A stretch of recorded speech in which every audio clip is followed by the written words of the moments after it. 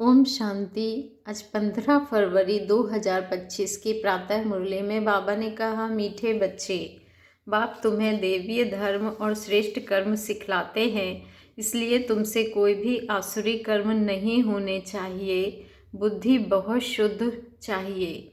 मीठे बच्चे, बाप तुम्हें देवी धर्म और श्रेष्ठ कर्म सिखलाते हैं, इसलिए तुमसे कोई भी आसुरी कर्म नहीं होने चाहिए। बुद्धि बहुत शुद्ध चाहिए। प्रश्न है, देह अभिमान में आने से पहला पाप कौन सा होता है? उत्तर है, अगर देह अभिमान है तो बाप की याद के बजाय देहधारी की याद आएगी। कुदृष्टि जाती रहेगी, खराब ख्यालात आएंगे। यह बहुत बड़ा पाप है। समझना चाहिए, माया वार कर रही है, फौरन सावधान हो जाना चाहिए। ओम शांति। रूहानी बाप रूहानी बच्चों को समझा रहे हैं। रूहानी बाप आए कहाँ से हैं? रूहानी दुनिया से, जिसको निर्वाण धाम अथवा शांति धाम भी कहते हैं। यह तो है गीता की बात। तुमसे पूछते हैं, यह ज्ञान कहाँ से आया? बोलो, यह तो वही गीता का ज्ञान है। गीता का पाठ चल रहा है और बाप पढ़ाते हैं। भगवानवाच है ना, और भगवान तो एक ही है, वह है शांति का सागर। कहते भी हैं शांति धाम में, जहाँ हम भी रहते हैं। बाप समझाते हैं कि यह है पतित दुनिया, पाप आत्माओं की तमोप्रधान दुनिया। तुम भी जानते हो बरोबर, हम आत्माएं इस समय तमोप्रधान हैं। 84 का चक्र खाकर सतो प्रधान से अब तमो प्रधान में आए हैं। यह पुरानी अथवा कलयुगी दुनिया है ना? बाबा कहते हैं, यह नाम सभी इस समय के हैं। पुरानी दुनिया के बाद फिर नई दुनिया होती है। भारतवासी यह भी जानते हैं कि महाभारत लड़ाई भी तब लगी थी जबकि दुनिया बदलनी थी। तभी बाप ने आकर राजयोग सिखलाया था। सिर्फ भूल क्या हुई है? एक तो कल्प की आयु भूल गए हैं और गीता के भगवान को भी भूले हैं। श्री कृष्ण को तो गॉड फादर कह नहीं सकते। आत्मा कहती है गॉड फादर, तो वह निराकार हो गया। निराकार बाप आत्माओं को कहते हैं कि मुझे याद करो, मैं ही पतित पावन हूँ। मुझे बुलाते भी हैं, हे पतित पावन। श्री कृष्ण तो देहधारी है ना, मुझे तो कोई शरीर है नहीं, मैं निराकार हूँ।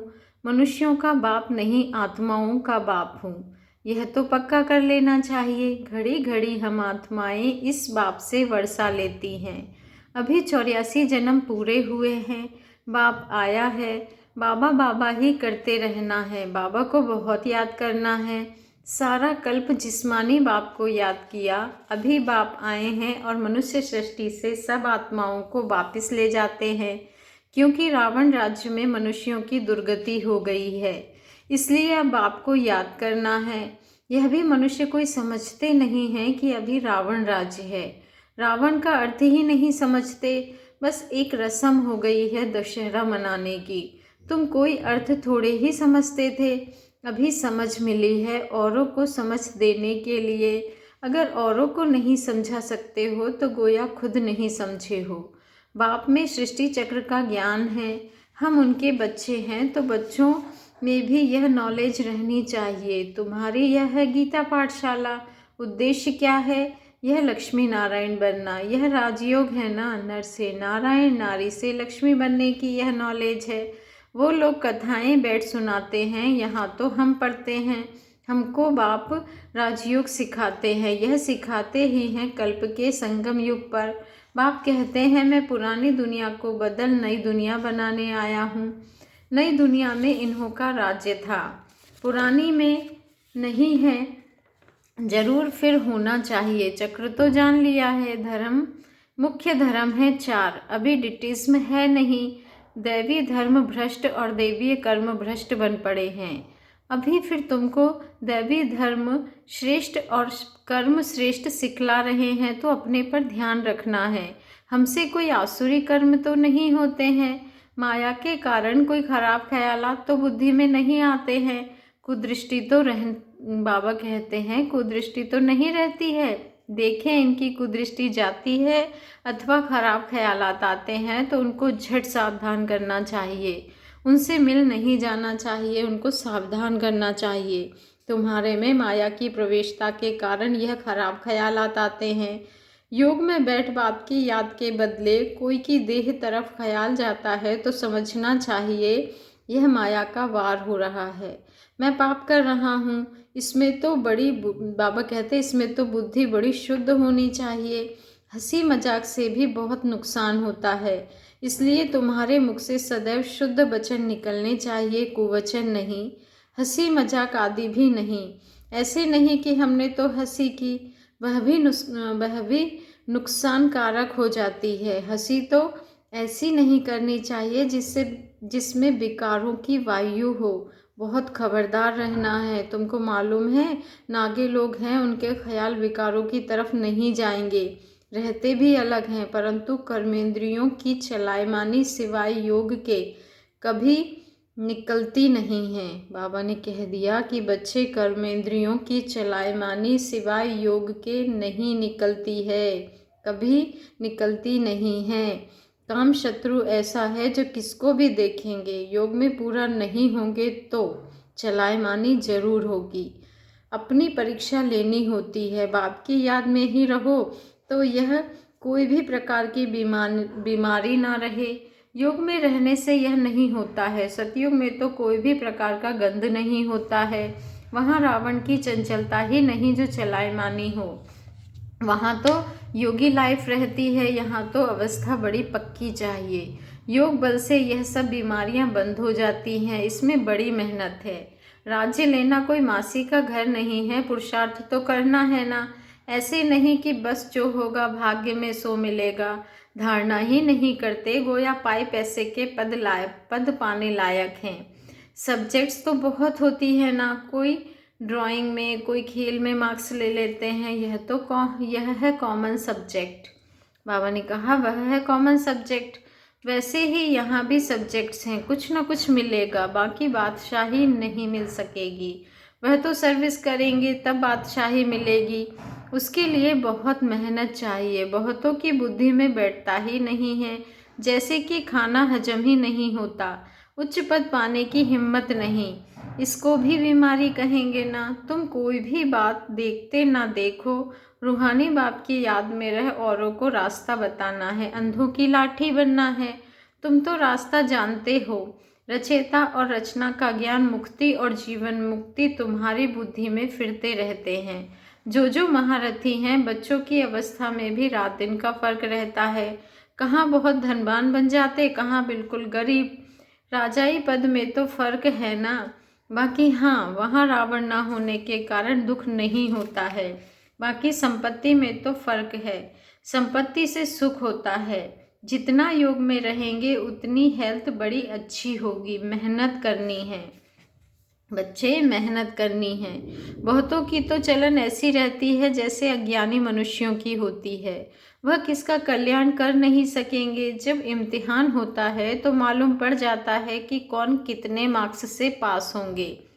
फिर उस समय हाय हाय करनी पड़ेगी। बाप दादा दोनों ही कितना समझाते रहते हैं। बाप आए ही हैं कल्याण करने, अपना भी कल्याण करना है तो दूसरों का भी करना है।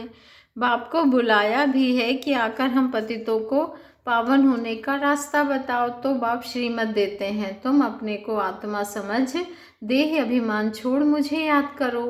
कितनी सहज दवाई है। बोलो, हम सिर्फ एक भगवान बाप को मानते हैं। वह कहते हैं मुझे बुलाते हो कि आकर पतितों को पावन बनाओ, तो मुझे आना पड़ता है। ब्रह्मा से तुमको कुछ भी मिलना नहीं है, वह तो दादा है, बाबा भी नहीं।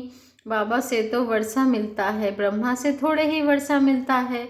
निराकार बाप इन द्वारा एडॉप्ट कर हम आत्माओं को पढ़ाते हैं, इनको भी पढ़ाते हैं। ब्रह्मा से तो कुछ भी मिलने का नहीं है, वर्षा बाप से ही मिलता है। इन द्वारा देने वाला एक है, उनकी ही महिमा है, वही सर्व का सद्गति दाता है। यह तो पूज्य से पुजारी बनते हैं। सतयुग में थे, फिर 84 जन्म भोग, अब पतित बने हैं, फिर पूज्य पावन बन रहे हैं। हम बाप द्वारा सुनते हैं, कोई मनुष्य से नहीं सुनते। मनुष्यों का है ही भक्ति मार्ग, यह है रूहानी ज्ञान मार्ग। ज्ञान सिर्फ एक ज्ञान सागर के पास ही है, बाकी यह शास्त्र आदि सब भक्ति के हैं। शास्त्र आदि पढ़ना यह सब है भक्ति मार्ग। ज्ञान सागर तो एक ही बाप है। हम ज्ञान नदियाँ ज्ञान सागर से निकली हैं। बाकी वह है पानी का सागर और नदियाँ। बच्चों को यह सब बातें ध्यान में रहनी चाहिए। अंतर्मुख हो बुद्धि चलानी चाहिए। अपने आप को सुधारने के लिए अंतर्मुख हो, अपनी जांच करो। अगर मुख से कोई कुवचन निकले या कुदृष्टि जाए तो अपने को फटकारना चाहिए। हमारे मुख से कुवचन क्यों निकले, हमारी कुदृष्टि क्यों गई, अपने को चमाट भी माननी चाहिए। घड़ी घड़ी सावधान करना चाहिए, तभी उच्च पद पा सकेंगे। मुख से कट्टू वचन ना निकले। बाप को तो सब प्रकार की शिक्षाएं देनी होती है, किसको पागल कहना यह भी कुवचन है। मनुष्य तो जिसके लिए भी जो आता है वह कहते रहते हैं, जानते कुछ भी नहीं है कि हम किसकी महिमा गाते हैं। महिमा तो करनी चाहिए एक ही पतित पावन बाप की, और तो कोई है नहीं। बाबा कहते हैं ब्रह्मा विष्णु शंकर को भी पतित पावन नहीं कहा जाता है। यह तो किसको पावन नहीं बनाते हैं, पतित से पावन बनाने वाला एक ही बाप है। पावन सृष्टि है ही नई दुनिया, वो तो अभी है नहीं, प्योरिटी है ही स्वर्ग में, पवित्रता का सागर भी है। यह तो है ही पावन राज्य। बच्चों को अभी आत्म अभिमानी बनने की बहुत मेहनत करनी चाहिए। मुख से कोई भी पत्थर व कुवचन नहीं निकालना चाहिए। बहुत प्यार से चलना है। कुदृष्टि भी बड़ा नुकसान कर देती है। बड़ी मेहनत चाहिए। आत्म अभिमानी है अविनाशी। बाबा कहते हैं आत्म अभिमान है अविनाशी अभिमान। आत्म अभिमान है अविनाशी अभिमान। देह तो विनाशी है, आत्मा को कोई भी नहीं जानते हैं। आत्मा का भी बाप तो जरूर कोई होगा ना, कहते भी हैं सब भाई भाई हैं। फिर सब में परमात्मा बाप विराजमान कैसे हो सकता है? सभी बाप कैसे हो सकते हैं? इतना भी अकल नहीं है। सबका बाप तो एक ही है, उनसे ही वर्षा मिलता है, उनका नाम है शिव। शिवरात्रि भी मनाते हैं, रुद्र रात्रि व श्री कृष्ण रात्रि नहीं कहते। मनुष्य तो कुछ भी नहीं समझते हैं, कहेंगे यह सब उनके रूप हैं, उनकी ही लीला है।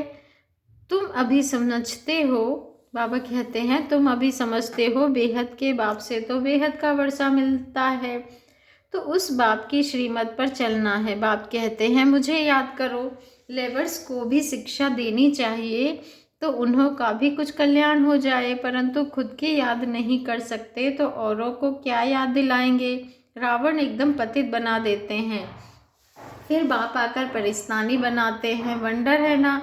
बुद्धि को भी बाबा कहते हैं कोई की भी बुद्धि में यह बातें नहीं हैं। यह लक्ष्मी नारायण कितना उच्च परिस्तानी से फिर कितना पतित बन जाते हैं। इसलिए ब्रह्मा का दिन ब्रह्मा की रात गाई हुई है। शिव के मंदिर में तुम बहुत सर्विस कर सकते हो। बाप कहते हैं तुम मुझे याद करो, दर दर भटकना छोड़ दो। यह ज्ञान है ही शांति का। बाप को याद करने से तुम सतो प्रधान बन जाएंगे। बस यही मंत्र देते रहो। कोई से भी पैसा नहीं लेना चाहिए। बाबा ने कहा कोई से भी पैसा नहीं लेना चाहिए जब तक पक्का ना हो जाए। बोलो प्रतिज्ञा करो कि हम पवित्र रहेंगे, तब हम तुम्हारे हाथ का खा सकते हैं, कुछ भी ले सकते हैं। बाबा कहते भारत में मंदिर तो बहुत ढेर हैं, फॉरेनर्स आदि जो भी आए उनको यह संदेश तुम दे सकते हो कि बाप को याद करो। अच्छा, मीठे मीठे सिकी लधे बच्चों प्रति माता पिता बाप दादा का याद प्यार और गुड मॉर्निंग। रूहानी बाप की रूहानी बच्चों को नमस्ते, और हम रूहानी बच्चों की रूहानी माता पिता बाप दादा को दिल से याद प्यार गुड मॉर्निंग और नमस्ते।